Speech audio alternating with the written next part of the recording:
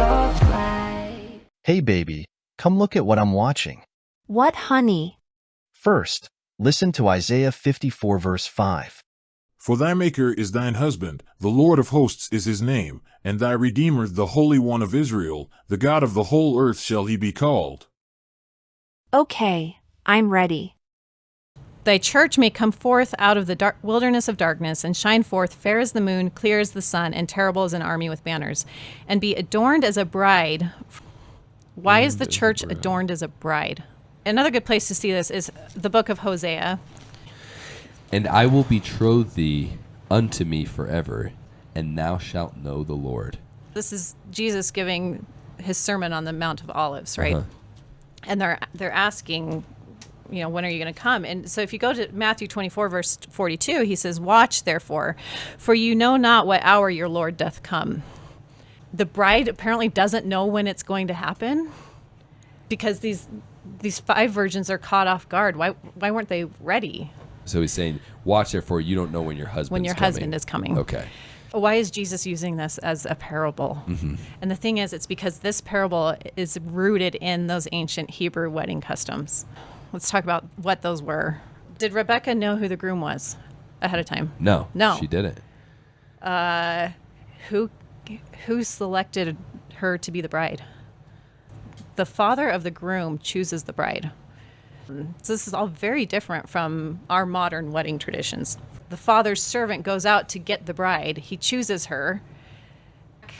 She just hops on a camel and goes back hundreds of miles to meet her husband. I think the general consensus is from Babylon. But if you think about it, she's a bride called out of Babylon to go marry into this covenant family. And then he gives her all these gifts before the wedding. Like usually you open your gifts after, right? Yeah. But he gives her all these gifts beforehand. There are actually 3 phases to their wedding ceremony. I think it's not unlike the temple, where there are 3 phases. So the first one is called the shidduchin, which is the matchmaking phase. Father would select a bride, and then he would go to the bride's family, and they would negotiate what the terms of the contract were going to be. I think we have to state, though, is the bride wasn't forced into this. She could choose to accept or reject this union that had been arranged. So then the second phase is called the erusin, and that's more the formal betrothal. So the first part is selecting the bride, coming up with the terms of how this is going to work. And now we get to the actual betrothal phase. Once you're betrothed, you were married. This was a legally binding thing. They would sign what's called a ketubah. And that was the formal written wedding contract. And Jews still do this today. The interesting thing is, anciently, they would write the terms of the contract inside of what's called a Jerusalem window. So it was like an arch, and then the terms of the contract written inside of that, and then decorated beautifully. And it was all about what the groom would do for the bride. Her only job was to be loyal and true. Yeah. His job was, I will provide for you. I'll provide food. I'll provide clothing, which you think about Christ in the Sermon on the Mount. What's he telling them? Yes. Think of how the lilies are clothed. Exactly. So the groom is saying, I will provide this, this, and this for you. And if you're ever captured and taken into slavery, I will redeem you. The ketubah that they're signing is a written statement of that stewardship that he has over her, to take care of her, to provide for her, to be that safety net. The next step after they sign this ketubah, which is all the groom saying what he's going to do for the bride, and then she keeps it. They would actually sign it in triplicate. Okay, so there were 3 copies: one for the couple, one for the bride's family. They get to keep a copy to say, hey, son-in-law, remember? And one to be filed with the city magistrate. Yes, it's so important. We're going to put it on paper. We're going to put it on paper. Exactly. You know what I mean? Yeah. When President Nelson said, we have a new church, not logo, but symbol. And what was it? It's a Christ. In what? Underneath like the arch that you're talking Underneath about. an arch. What did they call that again? The Jerusalem window. The Jerusalem window. And on a blue background. Ketubah ancient ones were almost always on a blue background. The terms of the contract were all about what the groom's going to do for the bride. So who's inside that Jerusalem window? Christ. It's Christ. He is the contract. He is the covenant. He's also the groom. He's and we are also the bride. bridegroom. At this point, the groom would then, they would share a cup of, the bride would open the door, accept the proposal, and then they would share bread and wine. I don't know if that brings up any familiar things to you, like maybe you do it every Sunday. By the time they're married, they've had 3 cups of wine. Okay. There's a 4th cup that's called the cup of wrath, or the cup of bitterness, or the cup of judgment. It's all those terms are used for it. What cup did Jesus say he drank? Bitter cup. Yeah. So it's even built into this ancient tradition that the bridegroom would drink the bitter cup so his bride would not have to. During that betrothal period, the bride and groom would each go into the mikveh, which is very similar to baptism, Yeah. right? So they would be washed and anointed prior to their weddings. And the groom's family would be responsible for providing what they call a mohar, and it was a dowry for the bride. And if you think about it, what does the word dowry sound like? Endowment, right? But if you think about it in terms of our temple endowments as well, that the temple endowment is not just another ordinance to, check off, okay, I'm on the covenant path and I check baptism, check. The endowment is a gift from our bridegroom because of his enduring love for us. And so it's a gift that keeps on giving. Oh, wow. So, side note, oftentimes one of the pieces of this dowry would include an alabaster box of ointment that would have been used. The bride would have kept that to anoint her husband's body with upon his death.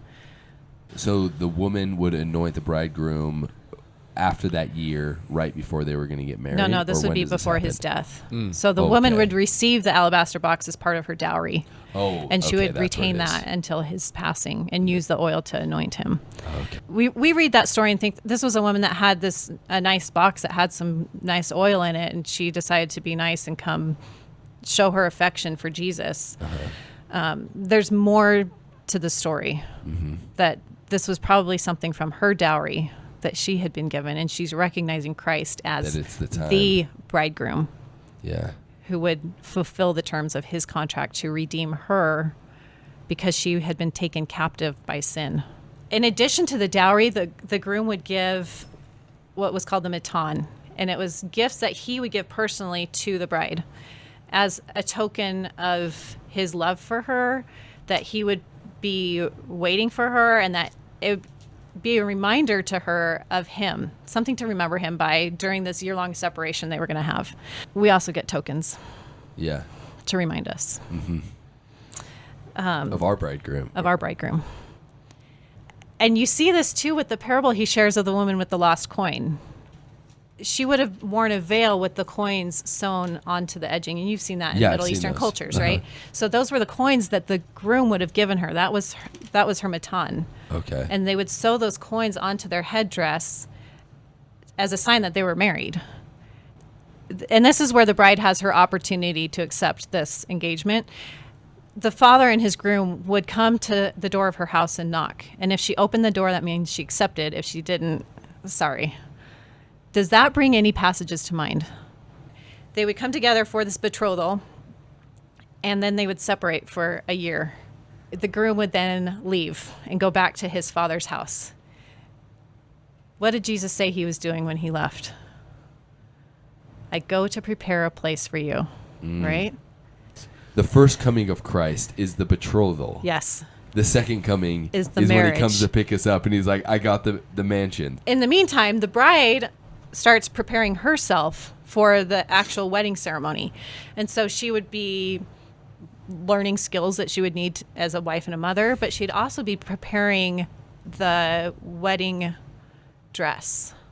As part of that, she would take this long strip of fabric, 4 or 5 inches wide, fairly long, and she would embroider on it things that were meaningful, like the family symbols, the family genealogy, just anything that was meaningful to. At the wedding ceremony, this would be wrapped around. The bride and groom would hold hands, and it would be wrapped around to symbolize that binding covenant. And that's where we get the term tying the knot. When a child was born to the couple, they would use that to swaddle the child as a sign that this child is born into our covenant. Oh my gosh. So when you see Jesus being wrapped in swaddling clothes, sometimes we think that means rags. Yeah. It was not rags. How do you know when the wedding's... Oh, by the way, there would also have been an invitation sent out to all the wedding guests at this point. You know, hey, these two are going to get married in a year-ish. Just be ready. And if you, as a wedding guest, accepted the invitation, you would tie your robe on the opposite shoulder to indicate you had accepted the invitation. She doesn't know the day or the hour. And the groom doesn't even know, because Jesus says, they ask Jesus, when are you coming back? And he tells them what? Who knows? Who knows when? Only my Father. Only my Father. Go build your house. Go get your wedding dress made. And the only one be who knows when prepared. this is going to happen is the father of the groom. And that's exactly what Jesus tells his disciples is, no man knoweth, not even I, Save my not even the Father. angels, my Father only. He's the only one who knows. Yeah.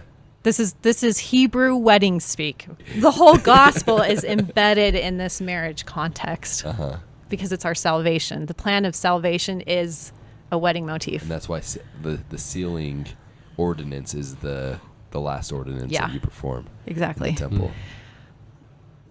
The father of the groom decides it's time for the wedding as he sees if his son is ready.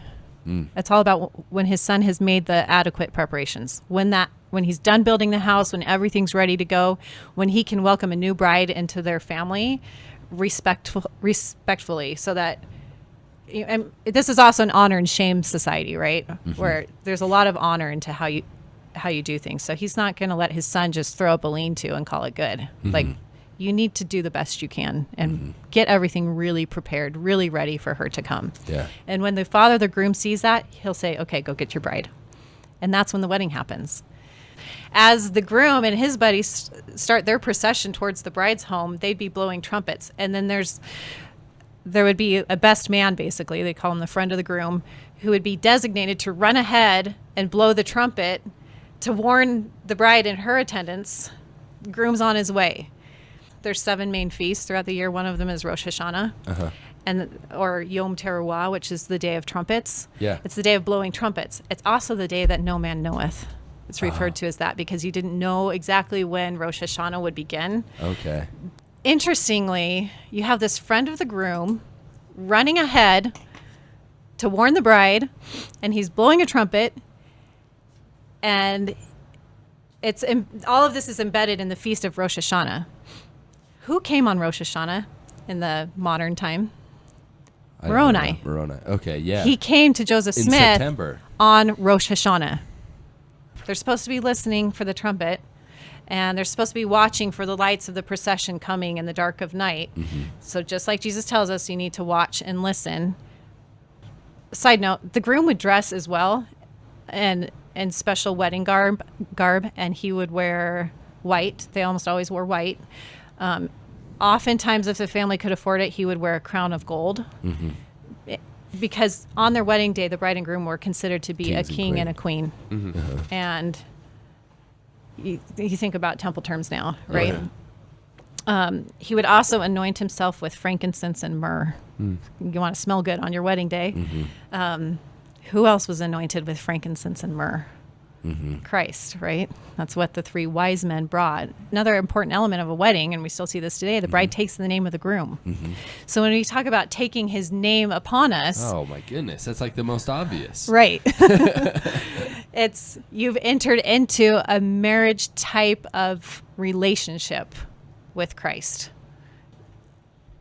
The groom and his guys would be carrying what was called an aperion. And you know, you've seen this kind of thing anciently where you got 4 guys and they have the poles running shoulder to shoulder and the platform on them. And they would lift the bride up onto that and carry her back to the home of the father for the wedding feast and ceremony. It's called the lifting up of the bride. Now, you can go through the scriptures and look at how many times Christ refers to, I will lift you up. So he would lift her up, and they would carry her to the home of the father. And this is where the door would be closed and bolted shut. So those 5 unwise virgins that had to go try to buy oil in the middle of the night, they launch into a 7-day wedding feast, 7 being a significant number. But It's 7-day wedding feast? 7-day wedding feast. Yeah, so at this point, the bride and groom would share another cup of wine. They'd go under the huppah. Jews still do this today, and Yeah. they drink the wine, they stomp on the glass to show nobody else can drink out of that glass. It's ours. It's ours. Yeah. Okay. Traditional scholars don't think that marriage happened in the temple, because in the temple, the only thing that happened was a guy killed a thing and brought it up once a year, and he'd spread it out. Right. On The high priest would go in. The high priest on would the, go in, and that's it, right? But if you look at Eden, the Garden of Eden being a temple, where was That's where they were married. that's where they were married, Right. right? And so, wow. And they were cast out, and they have to find their way back in, right? It's our story. Yeah, And the one that makes it possible to go in there it's Christ. is the bridegroom, Christ. And again, this would be really strange to us, but there's some powerful symbolism here that the bride and groom would go to consummate the marriage, and the bride would bring with her a piece of embroidered cloth, this white cloth that she would have embroidered, and then the consummation would happen there, and this was to prove her virginity. So there would need to be some blood on that cloth if she were a virgin bride. I've heard this before. If she comes out and there's no blood on the cloth, and she's not a virgin, she can be stoned to death. If you're not a virgin, if you go into that ceremony and you are not a virgin, the penalty is death, right? Yeah. So you think about what is the actual, if we are the bride and none of us are innocent, what's our penalty? Death. Death. So again, we need a redeemer who can pay that price. And the beautiful part about this is when Christ, the bridegroom, comes out of there with his bride, and the scriptures talk about this, she doesn't get stoned, right? She's celebrated. But we all know none of us were virgins going in there. We've all screwed up and done stuff wrong. Whose blood's on the cloth? Christ. Christ's. Yeah. He shed his blood for us. He You puts don't have his any blood on the cloth. He puts his blood on the cloth to come out and show, because the Father, because Right. that's who they're Right. showing to. Yes. Is the Father that she is a This virgin. Right. wild. He comes wearing a red robe covered in our blood. So what is the consummation between us and Jesus? Just the proof of our redemption? Oh no, that's why I made this video, to fill in the end of the story. Let thy bowels also be full of charity towards all men, and to the household of faith. And let virtue garnish thy thoughts unceasingly. Then shall thy confidence wax strong in the presence of God, and the doctrine of the priesthood shall distill upon thy soul as the dews from heaven. The Holy Ghost shall be thy constant companion, and thy scepter an unchanging scepter of righteousness and truth, and thy dominion shall be an everlasting dominion, and without compulsory means it shall flow unto thee forever and ever. You see, it is through the atonement of Jesus Christ and the firstborn of this marriage that we are sanctified. Of course, the Holy Ghost is our firstborn with Christ, the unchanging scepter that will one day atone for the sins of our future spirit children, just as he witnessed Jesus atone for us. That's right. The Holy Ghost is to us as Jesus is to our Heavenly Mother. But isn't Safe Haven a diet and exercise channel? You see it also in Joel 2:16 if you want to look at that. Gather the people, sanctify the congregation, assemble the elders, gather the children and those who suck the breasts. Let the bridegroom go forth of his chamber, and the bride out of her closet. Yeah. So you see there those elements of that wedding procession. Gather everybody up, right? Right before that, too, 15. Blow the trumpet in Zion, sanctify a fast, call a solemn assembly, gather the peace. Okay. Right. So this is all Hebrew wedding speak, where You're blowing the trumpet, you're gathering the people, the bridegroom's coming out of his chamber, the bride is coming out as well, and they're going to start this procession. So that's how these elements show up all over the Old and New Testaments.